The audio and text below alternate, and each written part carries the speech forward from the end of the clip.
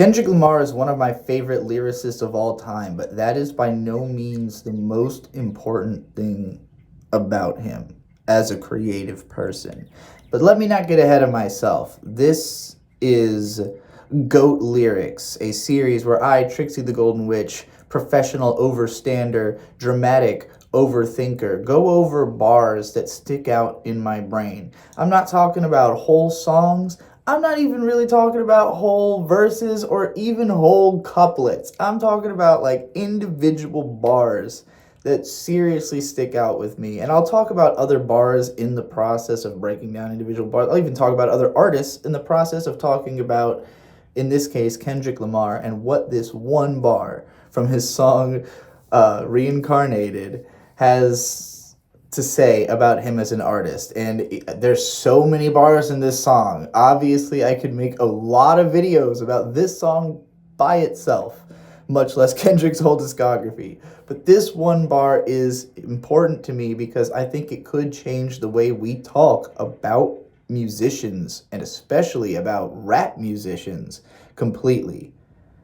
My greatest music director was you.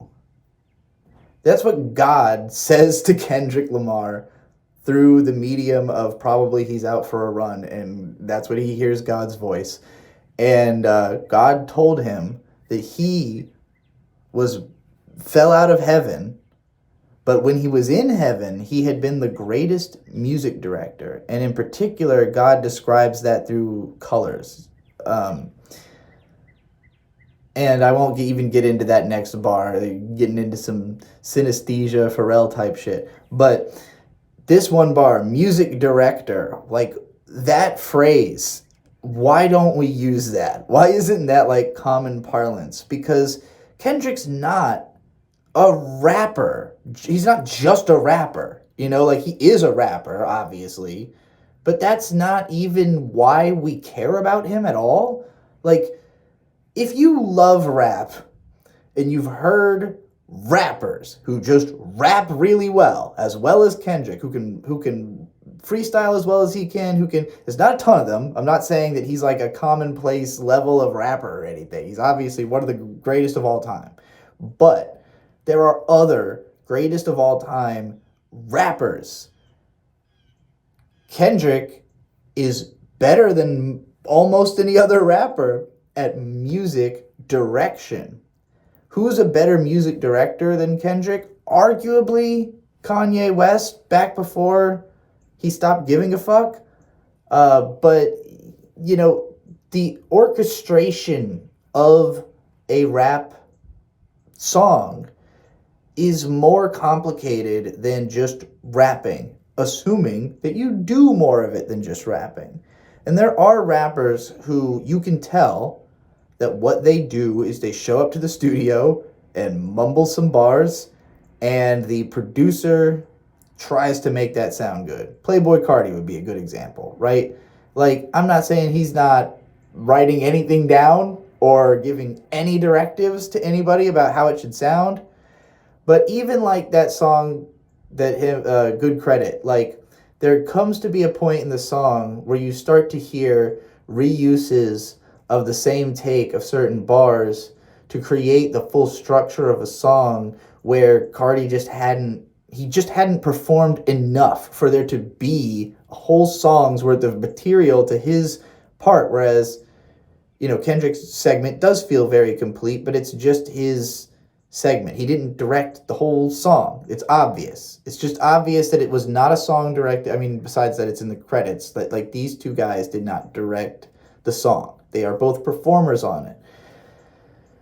They had input. They clearly had some input, you know, into how it would eventually sound, but they were not the music director. When Kendrick makes his own projects, he is the music director. And if you want to know what that sounds like, he literally put it in Untitled, Unmastered. There's like 5.5 fucking minutes of him directing music. He's singing along to a riff. He's talking about what the lyrics will be. He's talking about how the crowd will respond to those lyrics and why he's doing it the way he's doing. He's explaining to the room. He's like he's not just creating a song, he's creating that song's future in that room with those people. He's explaining to them, like, here's how this part will go over. Here's what this part means. He's selecting who's going to be on what songs. Keep that man on the drums. Yeah, All Day, Mortal Man, and Kunta. Like, Kendrick picked who's on the drums. It doesn't mean that he picked what the drummer's playing, but he is directing the music the same way a director directs a film. The director doesn't point the fucking camera. The director picks a guy who he knows will get the shot and shows him a storyboard that maybe he drew or maybe somebody else did, and he says, we're trying to get this guy coming over the hill here, we want the sun behind him looking dramatic. That's not a description of how to do anything. That's a description of a fantasy. The person who mans the camera has to figure out what the fuck that means, which is incredibly complicated. The director may or may not know how to get that shot. Probably not. Probably they got somebody like my brother Victor. He broke down, who does what in the film process incredibly well in his recent video explaining what he does. Because he is a director of photography and sometimes camera operator. He is also a owner of camera equipment, so he knows all the equipment in and out, and he understands how to get those shots that a director just says, here's what I want. And hopefully they understand that it is or isn't possible. I really listen to what people are saying. I really, really pay attention to what people are saying, and I think about it. I think about it a lot, as evidenced by this whole thing I'm doing here. And I get stuck on certain things that people say, where I'll think about it, maybe, especially when I was a kid, I might think about some like single thing that somebody said to me for days and days because I'm kind of rewriting how I understand the world based on what this person is telling me. And that was often the case with things my parents said to me and also things I heard in music, because my parents would listen to a lot of the same albums over and over again, and they aren't really thinking about the words. But I was. So I learned all kinds of odd things, like Sublime's whole first album was like the first one I heard a lot as a kid. And if you hear songs like Same in the End and April 26, 1992, like those are slant hip hop songs that definitely influenced me. And then throughout my childhood, like throughout elementary school, I heard a tremendous amount of pop hip hop, anything that was on TRL or that you would hear just on like top 40 radio or like hip hop R&B radio through different stages of school, just like on the bus, and through friends of mine who taught me songs and stuff. But I was like a shy, effeminate kid, so I did not like make friends with lots of people who listened to a lot of hip hop. I had a good friend who was really into Missy Elliott and Aaliyah at the time, but I moved away. I moved constantly as a kid, so I didn't really have any friends who were into hip hop until late high school. And I had people I was listening to like Kendrick and Run the Jewels. Actually, it was really post high school. Like, it was friends I had from high school, but it was really after high school that we all got a lot more into hip hop through the era of like the SoundCloud rappers and shit, where I got my friends into like Denzel Curry, even before I was into him, I kind of just told my friends about them. They got really into him. I was way into Death Grips and clipping and like the really weird experimental shit. I've been a fan of Dialect for a while, even through a period in my teens where most of what I was listening to was like post-rock and shoegaze and heavy metal and like really dissociative sounding music. Because as I've mentioned in other videos, I have a major dissociative disorder. So I have a tendency to just kind of zone out and, go into space. And I liked music that would kind of either make me feel comfortable in that space or pull me forward from it just a little bit, just enough to feel like I'm still awake without having to necessarily fully engage, because like pop music and a lot of mainstream music is just so in your face, it's so like hitting you with it.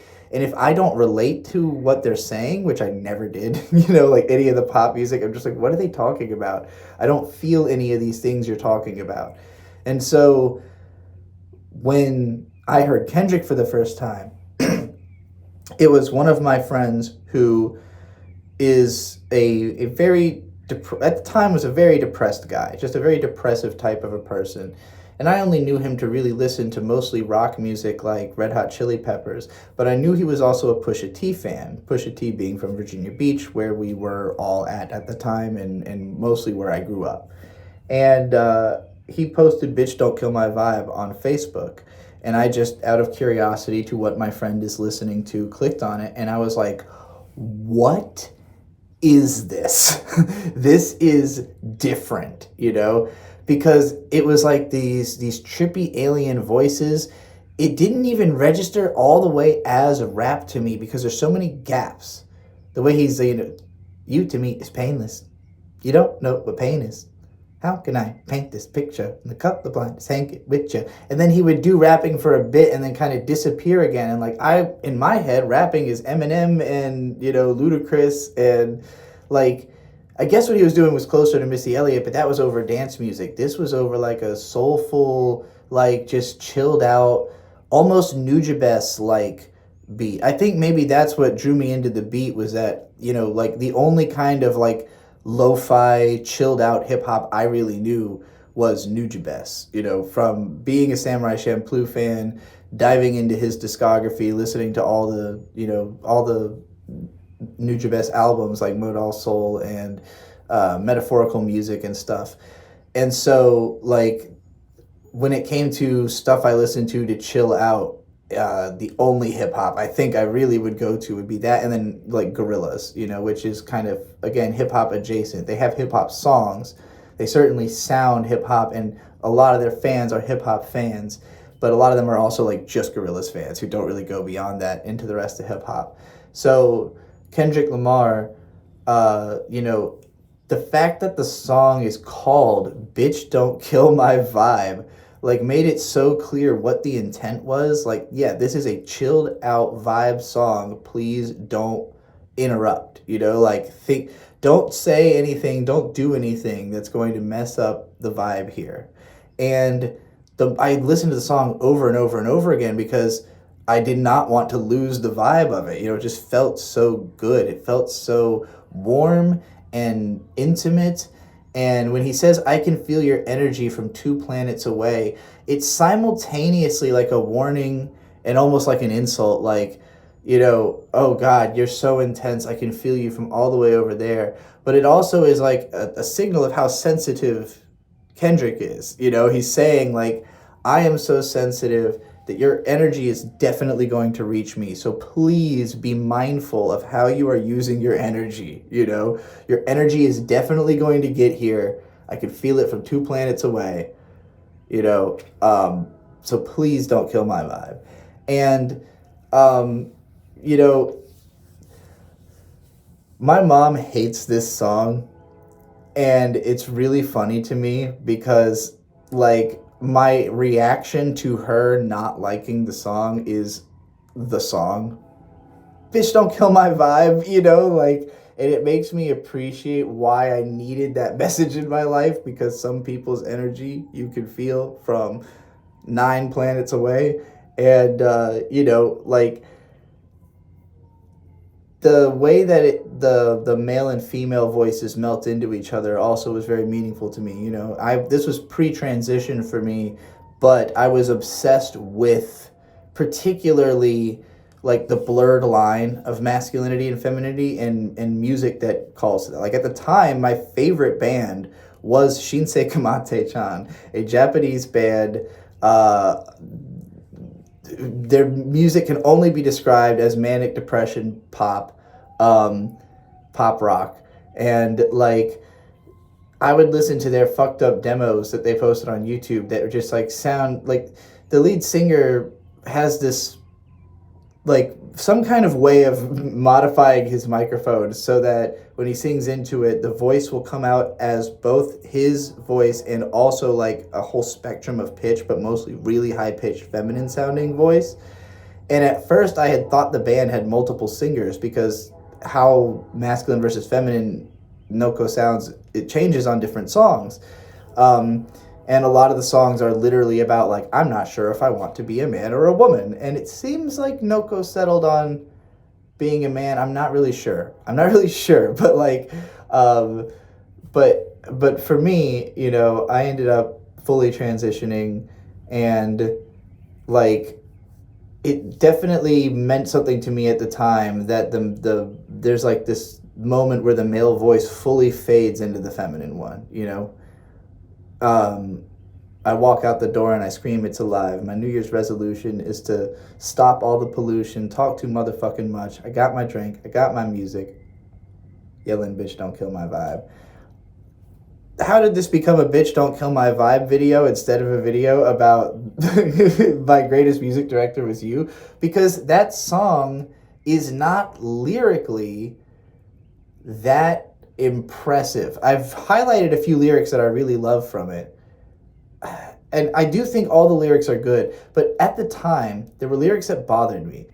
I don't know if there's any no-miss lyricists in the sense that there's not one single line in the whole song that's like at all regrettable, but if we were opening this conversation up to who are the best lyricists, it's a totally different conversation from who is the best music director. I'll give a couple of examples of lyricists I would put on Kendrick's level, but who are not as, in my opinion, as great of music directors. I think the best example of this is Vince Staples.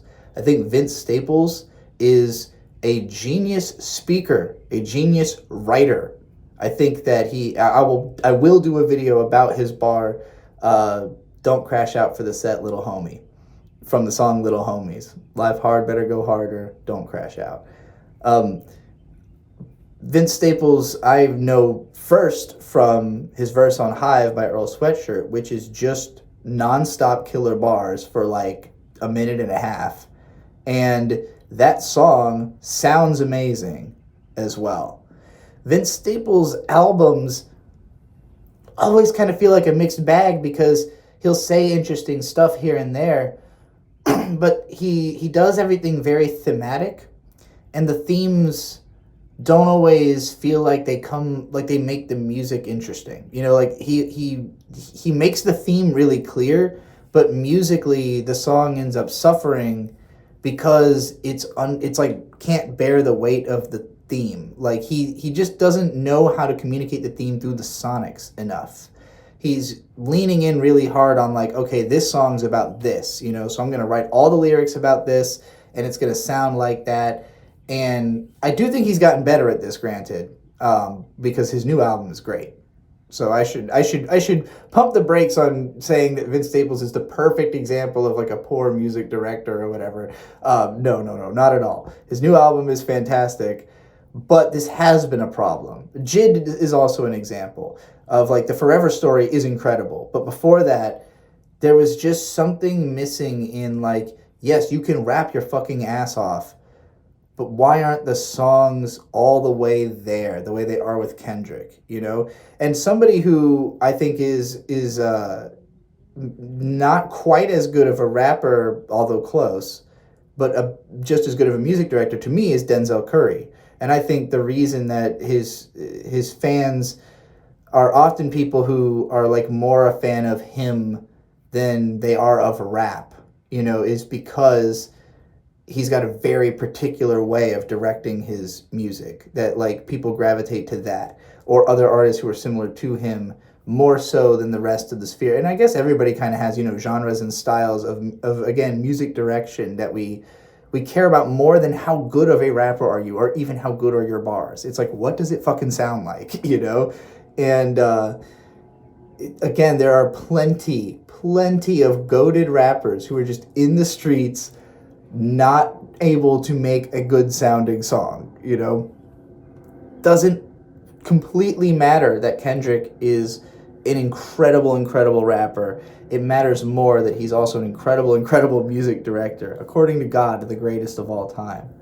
I'm going to break down in this series people who write incredible lyrics first and foremost, because I probably only know those lyrics because they are also great, song directors in their own ways, you know? Like, all the examples I gave as, like, worse than Kendrick are actually amazing songs. I felt, like, bad about all the examples I gave because I want to use artists that, like, I definitely know and not, like, people who just suck and are, like, obviously not good song crafters, you know? Like, I could have said, like, Future or, again, Playboi Carti.